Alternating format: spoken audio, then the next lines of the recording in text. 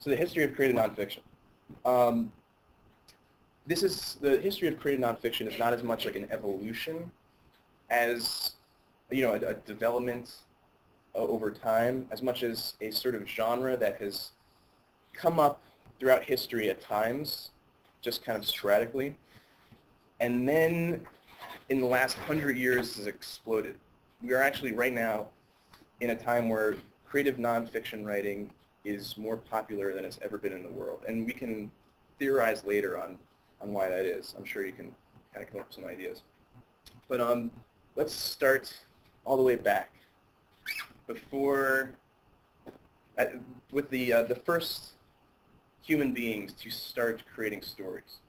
And to understand creative nonfiction, you have to understand that human beings, beyond certain genres of storytelling, are simply what I like to call meaning-making machines. And by that I mean we can't help but make meaning out of things. If someone says hi to you in the morning, you pass by, they're like, hey, how's it going? And you walk by and you're like, hey, and then later you're like, I know what he meant by hey. I know what he meant. He was saying hey, but he was really thinking whatever. So we can't help but do this. We always have to think about what people are thinking or meaning. And so let's start with mythology. Think of mythology in that way. It's basically ancestors, recognizing that there's some sort of pattern in life, right? The moon rises, and then the sun rises, and then the moon's back, and the sun sets, and people start putting together, hey, there's night and day, there's some sort of pattern here, right? And then the seasons, there seems to be a pattern in the seasons. They keep kind of repeating. So human beings have a sort of their first conscious moment of this and start to realize all these patterns in nature and in themselves. And they start to create a sort of story out of that. It's kind of the first story, right? Even like the migration of birds, the seasons, anything. And so these observations, at some point, this pattern of things, not only is a pattern that we can see coming up, but it also, we eventually get to the point where we realize we have sort of memories of these patterns. And so memories become a part of this story. Not just things happening that we can make a story out of, but stories of things we remember from long ago. And instantly, we have our dilemma, which is we can't remember something perfectly. We can't tell a story without omitting certain details, emphasizing others, right? Already we're creating a bias. And to understand how important this storytelling is, by the way, there's this term which I want you to understand or to know. This idea of dysnarrativia, which if you are familiar with Alzheimer's, some of you may have someone in your family that has it or know somebody. My father-in-law has it right now. It's it's this horrible disease where you basically, your mind starts to go before your body. And one of the first things that happens is you lose a sense of who you are. You kind of are not sure where you are, what's happening in your life, where you're going, where you've been. And so what happens is you lose your sort of ability to know your own story. And doctors call this a sort of existential bewilderment. Actually, not doctors, more like English teachers and philosophers and psychologists.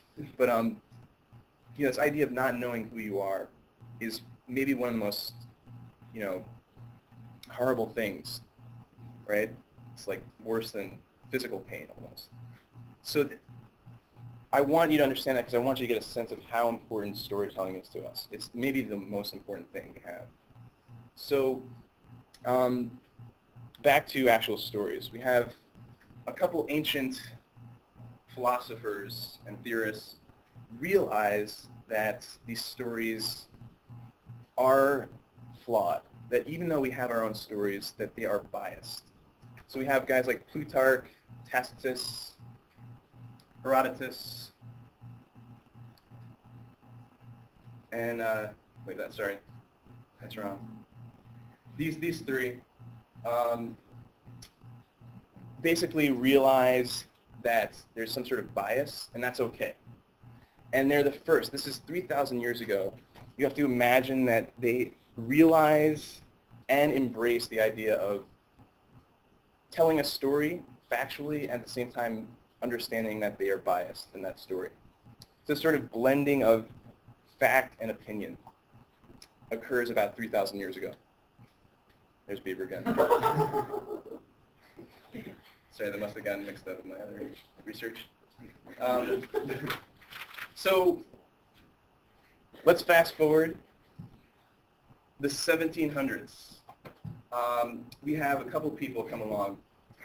Journalists.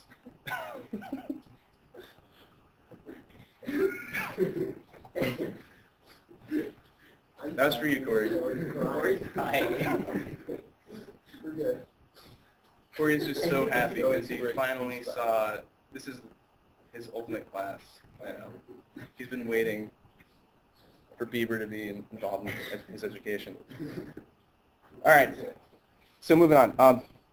The 1700s, guys like Defoe, Daniel Defoe writes The Storm, which is a sort of creative written account of an incredible storm that happens. And then this guy, Samuel Johnson, very famous in his own right, this is England, 1700s, is written about by a man named James Boswell, who writes this story basically called The Life of Samuel Johnson. And it's considered to be maybe the first official piece of literary journalism.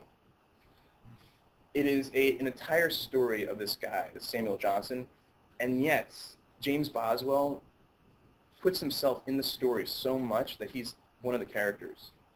And so he's trying to report on this guy, and at the same time is there with him in the room, telling a story about both of them.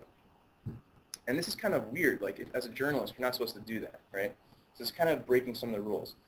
And so this is kind of the beginning of literary journalism, 1700s. And then 1800s, I don't know more Bieber pictures, sorry. Don't worry.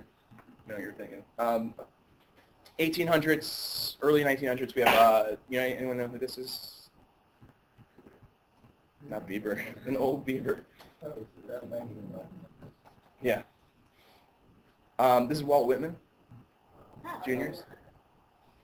And Whitman, you should know, you're going to read him tonight. Essayist, wrote creatively about facts. Anybody know this guy?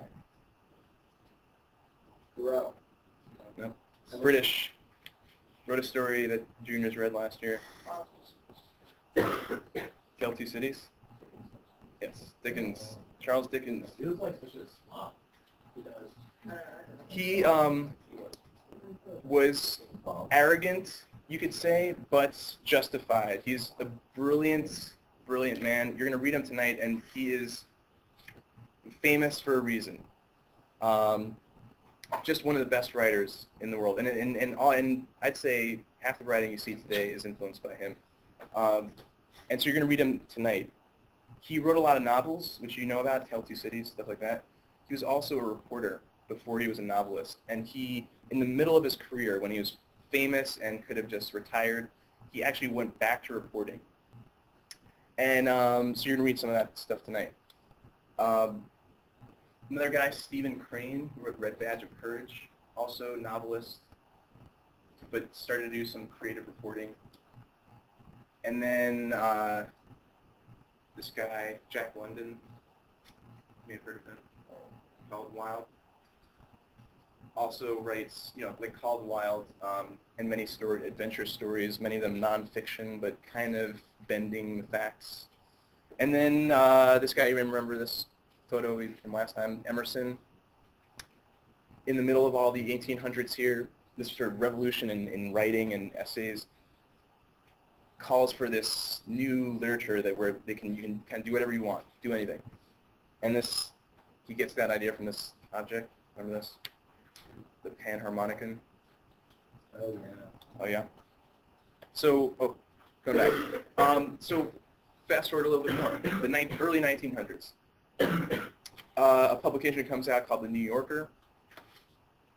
This is from 2008, but The New Yorker, which is still written today and still very big, very influential in terms of writing, started in the early 1900s and quickly influenced many big, famous writers to get creative with nonfiction. And it actually, you could say it's maybe the most important piece in this puzzle in the 1900s in terms of inspiring this revolution in nonfiction. And we get guys like, well, Orwell, George Orwell, Hemingway, Steinbeck, others. Some of them wrote for The New Yorker, some of them inspired by that. But it basically starts a tradition of noting, acknowledging creative nonfiction. And then the 60s come along. We know this time period as this sort of revolution of sex, drugs, and rock and roll, and the Vietnam War. Well, during that same time, there became a writing revolution. And there's a couple people to consider with this period. This woman's Joan Didion, wrote a story called Slouching of Bethlehem. And this guy, Hunter S. Thompson, anybody seen Fear and Loathing in Las Vegas? Knows that guy? We're going to read him. This is Tom Wolfe. We're going to read some of his stuff. And Gay Talese.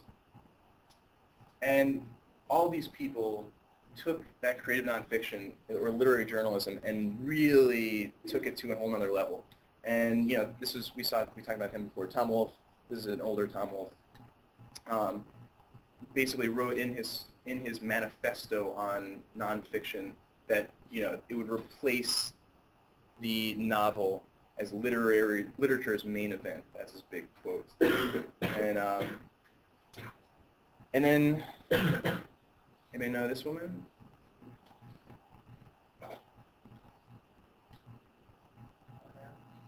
Yeah. Maya Angelou. Very good. Wrote a lot of nonfiction, very creatively. That's considered creative nonfiction. Then this guy, saw a little movie on him, Truman Capote. Wrote In Cold Blood. Story about a family that's murdered. We're going to read a piece of this, and you'll see it's written in this incredibly creative way, which today seems kind of normal, but in the early 1970s is considered totally revolutionary, and he is considered, his story In Cold Blood is considered to be the sort of beginning of creative nonfiction, this new era.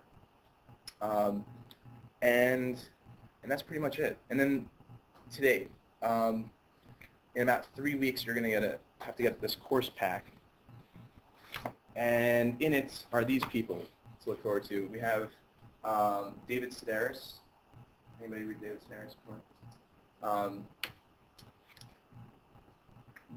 This guy, David Foster Wallace.